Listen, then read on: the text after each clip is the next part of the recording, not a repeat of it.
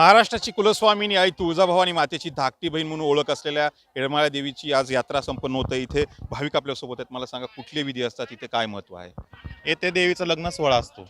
आम्ही तृतीयपंथी लोक, आम्ही शिवशक्तीचा अवतार असं समजले जातात।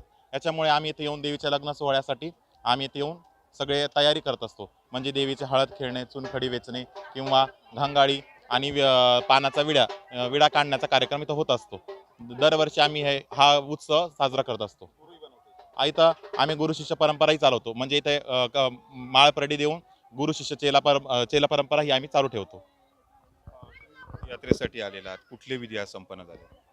आम्ही यात्रेसाठी आलेलो आहे आणि इथली आमची विधी पानाचा विडा, त्याच्यानंतर घंगाळी देवीची हळद आणि येरमाळ्याच्या येडेश्वरीच्या डोंगराला आम्ही दोऱ्याचा वेढा घालतो। आई अंबाबाई येडेश्वरी जे अशी इथली प्रथा आहे। देवीची महत्त्व असं आहे की जे कोणी ह्या डोंगराला वेढा मारण आई येडेश्वरी त्याचं मागची सगळी इडापिडा टाळते। आणि अशा पद्धतीने आज आमचा कार्यक्रम इथं समाप्त झालेला आहे।